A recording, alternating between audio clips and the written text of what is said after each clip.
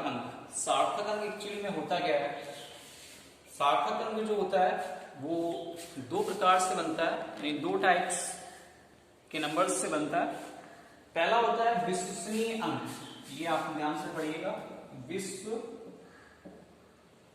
विश्वसनीय अंक। ये कौन सा अंक है? देखिए, सार्थक अंक जो होता है दो प्रकार के अंकों से मिलकर बना हुआ होता है। पहला होता है विश्वसनीय अंक। ये विश्वसनीय अंक क्या होता है? एक ऐसा अंक जो मापक यंत्र की यथार्थता, एक ऐसा अंक जो मापक यंत्र की यथार्थता की सीमा के अंदर होता है, ठीक है, उसे हम विश्वसनीय अंक कहते हैं। क्या कहते हैं? विश्वसनीय अंक। यानी जो अंक मापक यंत्र की यथार्थता की सीमा के अंदर होता है उसे हम विश्वसनीय अंक कहते हैं। जैसे अभी आपको लिखा मिल जाए 2.4, 4.6, तो इसमें कौन सा विश्वसनीय अंक होगा? ये वाला जो अंक होगा, यानी पहला जो अंक होता है वो विश्वसनीय अंक कहलाता है। क्या कहलाता है?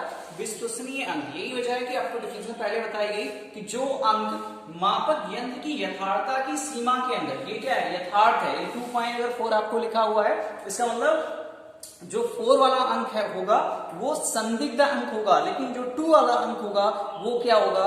वो विश्वसनीय अंक होगा। तो जो अंक मापक यंत्र की यथार्थता की सीमा के अंदर होता है उसे हम विश्वसनीय अंक कहते हैं। नंबर सेकंड कंडीशन पे आता है संदिग्ध अंक। क्या आता है? संदिग्ध अंक।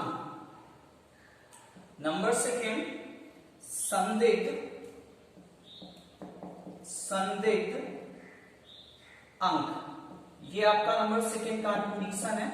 अब देखिए, संदिग्ध अंक वह अंक होता है जो किसी दी गई राशि के दाईं ओर का अंतिम जो अंक होगा, कोई भी अगर आपको राशि दी जा रही है उसके दाईं ओर का जो अंतिम अंक होगा उसे हम संदिग्ध अंक कहते हैं। जैसे 2.4, 4.6 2 टाइप के नंबर्स लिखे हुए हैं, तो इसमें से ये वाला जो है, ये वाला विश्वसनीय अंक कहलाता है, जबकि 4 वाला जो है या 6 वाला जो है वो संदिग्ध अंक कहलाता है। क्या कहलाता है? संदिग्ध। तो आपको समझ में आया होगा कि विश्वसनीय अंक क्या होता है, संदिग्ध अंक क्या होता है। अब बात करते हैं सार्थक अंक की।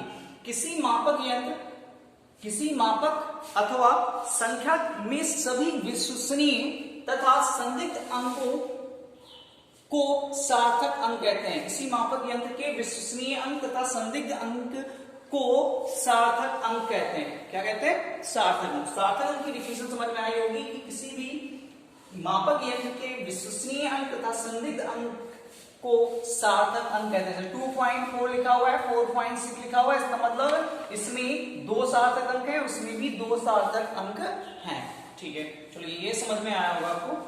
अब बात करते हैं सार्थक अंक। चलिए नेक्स्ट स्टडी आते हैं। जैसे पहले बात कर लेते हैं। जैसे आप कोई भी नंबर ले लीजिए, मान लीजिए लिखा है आपने 4.25 मीटर, तो आप कहोगे इसमें कितने अंक हैं? तो इसमें कहेंगे 3 सार्थक अंक हैं। कितने अंक हैं? 3 सार्थक अंक हैं। ठीक है, ये जो लिखा हुआ है इसमें 4.25 मीटर 3 सार्थक अंक हैं। ठीक है, इसमें जो 4 है, ठीक है, इसमें जो 4 और 2 उसके बाद 5 आता है, तो इसमें संदिग्ध कौन हुआ? इसमें संदिग्ध लास्ट वाला हुआ, यानी 4.2 तक आपने सही से नापा, उसके बाद ही 5 आया होगा, यानी 4 और जो 2 होंगे वो विश्वसनीय अंक होंगे, जबकि जो 5 नंबर्स होगा वो क्या होगा? वो संदिग्ध अंक होगा। जैसे लिखा आता है 4.7343। अब इसमें कौन सा विश्वसनीय अंक होगा, कौन सा सार्थक होगा? जो लास्ट वाला होगा यानी 3 होगा वो संदिग्ध अंक होगा। क्या होगा? संदिग्ध अंक होगा, जबकि 4, 3, 7, 4 ये जो होंगे विश्वसनीय अंक होंगे। यानी विश्वसनीय अंकों की संख्या इसमें 1, 2, 3, 4 है, जबकि संदिग्ध अंकों की संख्या लास्ट में केवल बचती है, वो 1 है। समझ पाए? ठीक है, तो अब टोटल सार्थक अंक कितने होंगे? तो टोटल सार्थक अंक का मतलब है 4 विश्वसनीय अंक, ठीक है, और 1 संदिग्ध अंक। तो टोटल कितने हुए? 5। यानी जो संख्या होगी इसमें जितने भी नंबर लिखे हैं इसमें सार्थक अंक होंगे वो 5 होंगे। कितने होंगे? 5 होंगे। समझ में आया होगा? चलिए कुछ और बढ़ाते हैं आपको। उसके बाद सार्थक अंक ज्ञात करने के नियम। सार्थक अंक ज्ञात करने के नियम क्या है? चलिए पहला, इसके बहुत सारे नियम है। नंबर फर्स्ट नियम आता है कि सभी अशून्य अंक सार्थक अंक होते हैं। यानी अगर आप 1 से 9 तक नंबर्स लिखते हो, 1 से 9 तक नंबर लिखते हो, तो वो जो नंबर्स होंगे वो सभी सार्थक अंक होंगे, शून्य को छोड़ के। इसको छोड़ के, शून्य को छोड़ के। यानी पहली कंडीशन आपको बताई जा रही है कि सभी अशून्य अंक सार्थक अंक होते हैं, सभी अशून्य अंक सार्थक अंक होते हैं।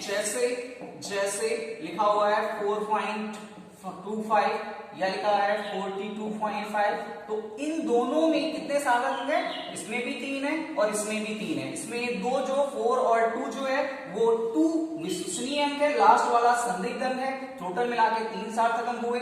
इसमें 4-2 क्या है? 4-2 जो है विश्वसनीय अंक है, जबकि 5 संदिग्ध अंक है। तो तीनों मिला के अगर बात करें तो 3 सार्थक अंक होंगे। तो सभी, पहला जो इनका नियम है, सभी अशून्य अंक जो होते हैं वो सार्थक अंक होते हैं। ठीक है। नंबर सेकेंड, चलिए नंबर सेकेंड की बात करते हैं। नंबर सेकेंड, दो अशून्य अंकों के बीच के सभी शून्य सार्थक अंक होते हैं। दो अशून्य अंकों के बीच सभी शून्य जो होते हैं वो सार्थक अंक होते हैं। जैसे आपको कहीं मिल जाए, ये लिखा है 42003, ऐसे आपको मिल गया। यानी क्या है? इसमें लिखा हुआ है कि दो अशून्य, यानी ये अशून्य है, ये अशून्य है, तो दो अशून्य अंकों के बीच जितने भी जीरो होते हैं, जितने भी शून्य होते हैं, वे सभी सार्थक अंक होते हैं। टोटल कितने अंक हुए इसमें? 1 2 3 4 5 6, यानी 6 सार्थक अंक होंगे। कितने होंगे? 6 सार्थक अंक होंगे। और सारे के सारे ये होंगे विश्वसनीय अंक कहलाएंगे। क्या कहलाएंगे? विश्वसनीय अंक कहलाएंगे, जबकि 6 सार्थक अंक होंगे।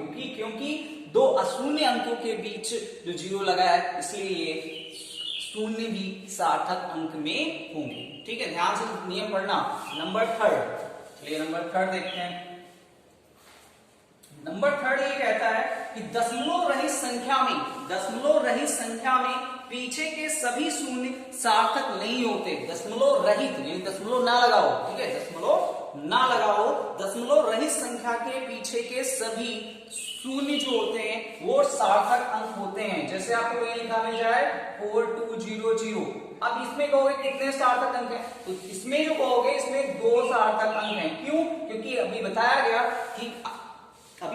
कि दशमलव रहित संख्या में पीछे के सभी जो शून्य होंगे वो सार्थक अंक नहीं होंगे। यानी ये जो 0 लिखा हुआ है ये सार्थक अंक की श्रेणी में नहीं आया। केवल 4 और 2 ही सार्थक अंक आएंगे। तो टोटल कितने हुए? 1 2, तो 2 सार्थक अंक हुए। समझ में आता है? अगर यहाँ पे कोई अशून्य अंक आता, जैसे 5 आता, तो हम ये सारे यानी 1 2 3 4 5 6 टोटल कहते 6 सार्थक अंक है। लेकिन जो कि पीछे अगर शून्य अंक नहीं आ रहा है या पीछे अशून्य अंक नहीं आ रहा है, इसका मतलब जो भी जितने भी जीरो होंगे वे सार्थक अंक की श्रेणी में नहीं आएंगे। ठीक है, चलिए फोर्थ नियम इनका पढ़ते हैं। फोर्थ नियम ये है कि यदि दशमलव बिंदु से पूर्व कोई अशून्य अंक नहीं हो तो वे सार्थक अंक नहीं होते हैं। अगर दशमलव के बाद कोई अशून्य अंक नहीं है, ठीक है, शून्य अंक ही है, तो वे सार्थक अंक नहीं होंगे। जैसे लिखा हुआ 0.00425, अब कहेंगे इसमें कितने सार्थक अंक हैं? तो इसमें कहेंगे ये जो देखो अशून्य अंक नहीं आया, यहां भी अशून्य नहीं है, यहां भी नहीं, यहां भी नहीं, तो ये इसका मतलब ये सारे जो होंगे वो सार्थक अंक नहीं होंगे। जो जितने लास्ट में अशून्य अंक बचेंगे 4 2 5, इसमें 3 सार्थक अंक हैं। कितने अंक हैं? 3 सार्थक अंक हैं। समझ पाए? जैसे अभी कहा जाए कि यहां लिखा है 0.0003073। अब इसमें कहोगे कितने सार्थक अंक हैं? तो इसमें भी कहोगे कि ये 0 कोई अशून्य अंक नहीं पहले आया, अभी भी नहीं आया, अभी भी नहीं आया, अब आया जाके, यानी जो 3 होगा ये अशून्य अंकों के बाद फिर 0 आया। तो ये जो 0 होगा ये सार्थक अंक में होगा, जबकि ये वाले जो 0 होंगे वो सार्थक अंक की श्रेणी में नहीं आएंगे। तो इसमें कितने सार्थक अंक हैं? इसमें 4 सार्थक अंक हैं। क्लियर हुई बात? ठीक है, चलिए कुछ और बताते हैं। चलिए 5वां नियम बताते हैं इनका। 5वां नियम ये है इनका, 5वां नियम, यदि दशमलव बिंदु से पूर्व कोई अशून्य अंक है, यदि दशमलव बिंदु से पूर्व कोई अशून्य अंक है, मतलब मान लीजिए 1 पहले लिख दिया गया, दशमलव बिंदु के तुरंत बाद के शून्य सहित सभी अंक सार्थक अंक होते हैं। जैसे कोई अशून्य अंक मिला, उसके बाद जितने भी जीरो होंगे वे सभी सार्थक अंक की श्रेणी में आएंगे। तो उसमें कितने सार्थक 1 2 3 4 5 6 टोटल कितने हुए 6 सार्थक अंक हुए।